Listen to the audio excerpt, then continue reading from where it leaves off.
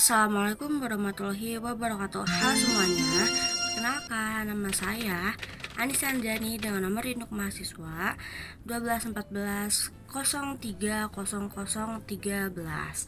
Nah, saya dari jurusan Manajemen Dakwah kelas 4A. Di sini saya akan membahas mengenai kepemimpinan dalam aspek sistem politik Islam. Nah, oke, kita langsung aja ke materinya, oke? Nah, kepemimpinan adalah aspek penting dalam sistem politik Islam yang mencakup peran dan tanggung jawab pemimpin dalam menerapkan prinsip-prinsip Islam dalam pemerintahan. Prinsip-prinsip kepemimpinan dalam sistem politik Islam mencakup beberapa elemen.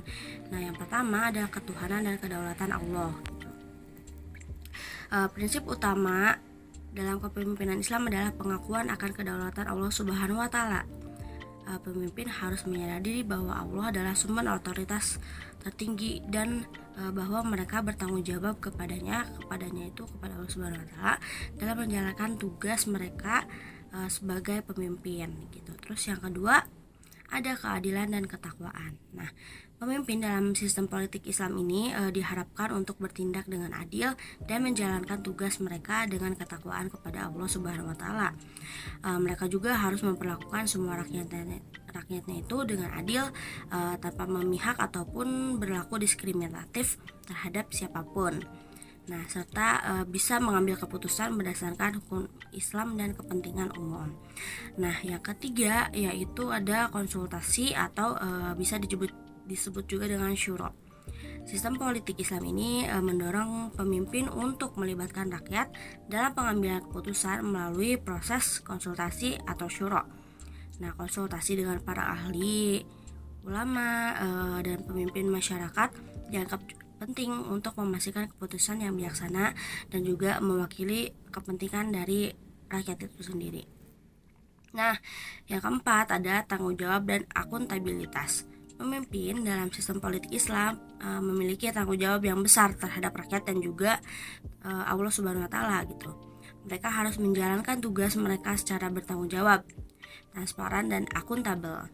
Mereka akan dimintai pertanggungjawaban atas tindakan mereka di hadapan Allah dan masyarakat nantinya gitu. Terus yang kelima itu ada pelayanan publik.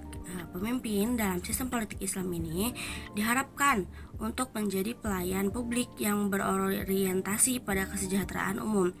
Mereka harus memahami dan memenuhi kebutuhan rakyat serta berusaha untuk meningkatkan kualitas hidup mereka dalam berbagai aspek kehidupan. Nah, yang keenam ada keteladanan dan kepemimpinan yang baik. Pemimpin juga dalam sistem politik Islam ini harus menjadi contoh yang baik gitu, dan juga harus berperilaku dan juga berkarakter gitu. Mereka harus menjaga integritas pribadi, menghindari perilaku seperti korupsi dan juga mempraktikkan nilai-nilai Islam dalam kehidupan sehari-harinya. Nah, penting juga dicatat bahwa sistem politik Islam dalam kepemimpinan ini dapat bervariasi gitu, tergantung interpretasi dan juga konteks historis dari budayanya.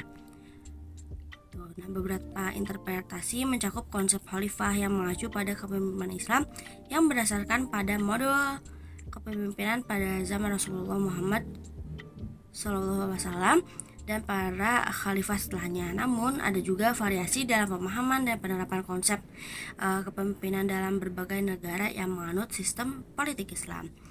Nah, mungkin hanya itu saja yang bisa saya sampaikan. Mohon maaf apabila banyak salah-salah dalam pengucapan kata atau juga mungkin ada yang kurang berkenan karena saya masih dalam tahap belajar. Wabillahi taufiq wal hidayah. Wassalamualaikum warahmatullahi wabarakatuh. Dadah.